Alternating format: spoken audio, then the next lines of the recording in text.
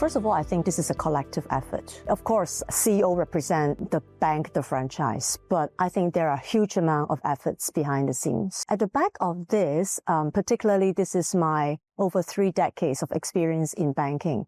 So I can see we have sailed through different challenges and sailed through different generations of banking. I can see the banking moving from transforming from the old days to digital generation, and then now even digital asset. Sail through different challenges, including COVID, and we're also seeing the opening up of the China opportunities.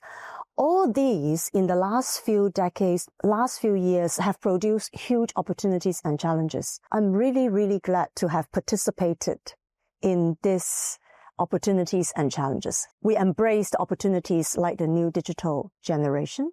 So we delivered Mox Bank, virtual bank. We always said we are the oldest bank, SCB, oldest note issuing bank, and we are the youngest bank, Mox.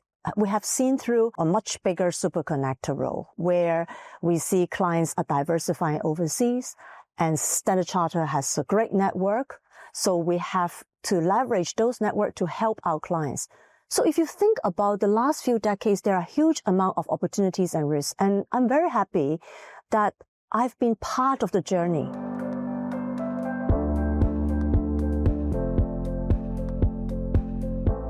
I think board plays a very, very important role. And they act as the sounding board also, an external voice, and also the conscience also for us. And we're very, very fortunate to have very diversified group of board members. So if you think about fundamentally, banks is about trust. It's about relevance to the community. And in a way, we have internal strategy, but at the same time, banks are very, very connected to the external world. So in a way, board is formed by a group of external stakeholders working closely with an internal executives. They're giving us advice, sharing us the guidance on what is going on in the world.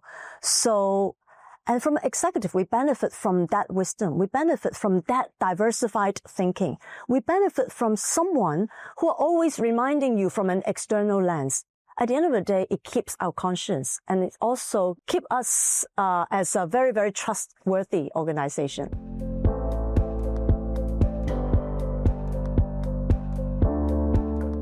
There are different levels. First of all is the skill set level.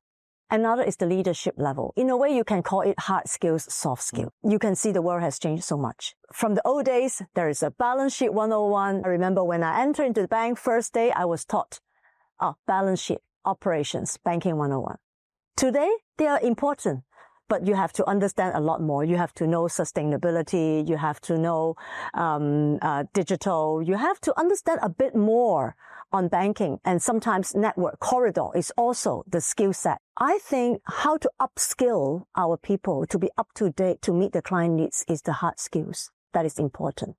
But equally important is the leadership skills. Of course, hard skills, we have an organization setting for us to have this classes. But leadership is hard to teach. So one thing that I think is very meaningful, because I sit in the Group Leadership Council and I chair that Group Leadership Council, which again is about 80,000 people's leadership. In driving the Leadership Council, I need to figure out there is a diverse culture in the organization. How can we get one definition for leadership for people? So it's easier for the organization to follow some culture. So at the end of the day, through a very wide representation from different markets, different segments, different products, we have a council. And that council decide, inspire, aspire, execute. These 3 words as something that it has to be the language for us as the fundamental leadership. So I won't take it for granted, because leadership can be interpreted in hundreds and thousands of ways. But the fact that we come up with inspire, you have to be able to inspire people. Mm-hmm. Aspire, you have to aspire to a higher ambition. And execute, you have to have the ability to deliver. So the combination of these 3 actually applies quite well as a foundation to a broad group like us. That's why I said it's hard skills, soft skills. And sometimes I think it's also about organization setting and also your personal passion. I think one last thing very important is I sponsor quite a number of mentees. Sponsorship means if you see someone who has the talent, you are their sponsor and you invest and you make sure they are successful.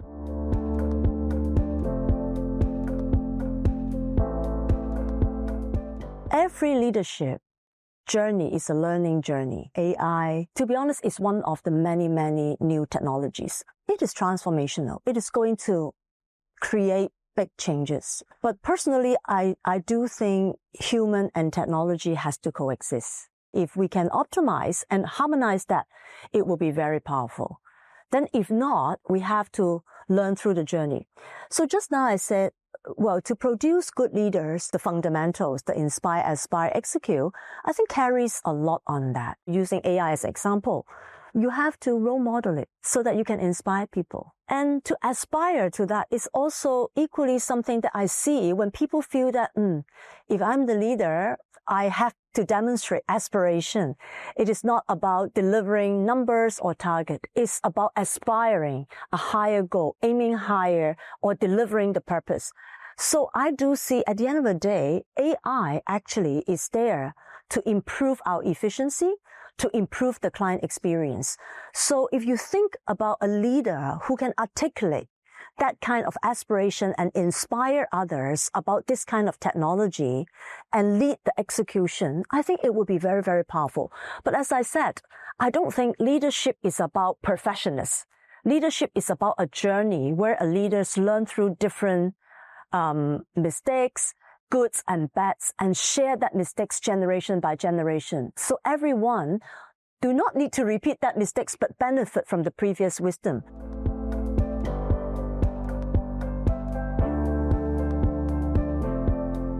The purpose is the same. At the end of the day, if you are no issuing bank, if you are a significant bank in a community, your purpose is to support the community and support your client. So that's why you're in the public domain, that will be the purpose. If you meet clients, they said, oh, this is what I need in the future.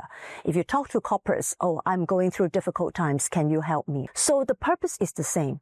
But internal is more for us to align how can we strategize according to our strength to support the client? We always say Hong Kong is a super connector. So that is the purpose.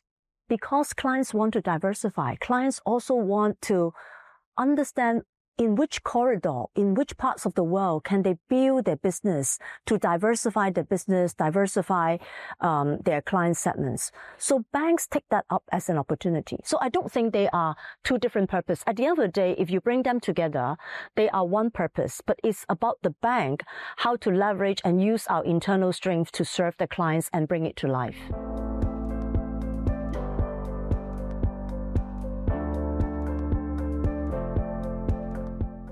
Part of it is the international side of Hong Kong and this region. Because if you think about the world and if you think about the client needs, clients need more cross-border connection. Be it retail clients, affluent clients, or be it corporate clients, institutional clients, they are becoming more cross-border and global. So actually, a lot of decision-making is not about single market. It is about consideration of our footprints. How can we deliver standard experience for our clients so that the clients can see Standard Chartered Bank, who serve me in different markets, they are the same.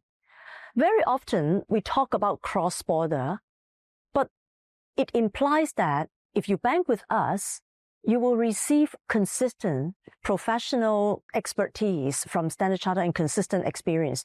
So these are the time that we don't always say, hey, we have this internal policy. We have this internal meetings to align our global. But behind the scene, actually a lot of alignments need to do. Bear in mind, 50 markets have different rules and regulations. 50 markets have different culture. So as a bank, behind the scene, you have to align all these internal culture, rules, compliance, so that when you bring it to the clients as a super connector, the clients only see the seamless experience and the hassle-free experience that you are talking about.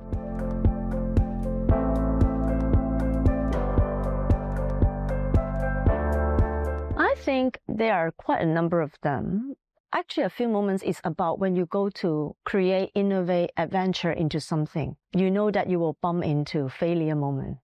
You know that you will bump into uncertainty. It's quite daunting. It's daunting because for all leaders, they'll grow up and become leader because they have done many things right. But you have to get used to you are not always right. You will have your failure moment, face it, learn it, pick it up, and even share the experience on the stage. It is something that you have to adapt to adjust. And the two innovation, of course, one is the virtual bank.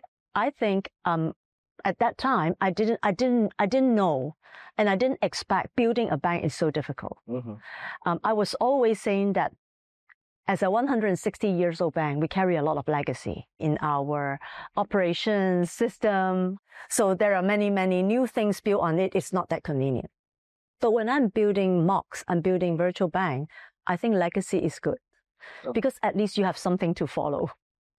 Otherwise, you have to start from scratch, which is most difficult. But again, you have told the world that we are going to launch it. So once you told the world, you have to deliver.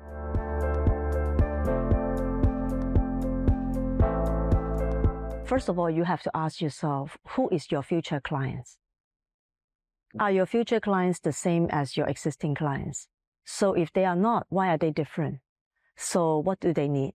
So if you think about that, you will start thinking, what we have today may not suit our clients in the future. And therefore, digital assets probably is something that we think is something that will play a part in the future financial infrastructure. We know we are going to be experiencing uncertainty. But again, some previous experience has also taught me walking into uncertainty, how do you adapt to it, is get used to uncertainty and be a bit more agile. Because if it is the first time you go through uncertainty, you think it's the end of the world.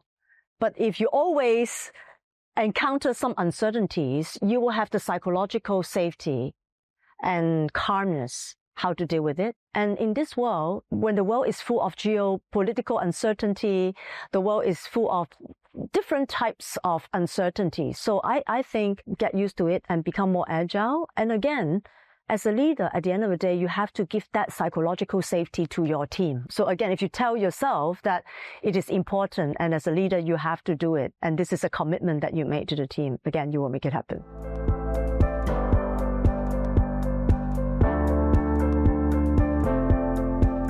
I think I'm the custodian of the franchise. The franchise has been 165 years. The last 9 years I'm the custodian of that. So everyone will think about when you hand over this to the next CEO, you must hand over this in a better shape, stronger, better shape with a brighter future. So you also want to create something which will fit for the future, the next decade or the next decade. That's why we're trying to build some new ventures and produce some different talents for the next generation. So at the end of the day, if you have great people, if you have some good innovations, and if you hand over a stronger franchise to the next generation, I think this is something that I'm aiming at and I would like to see.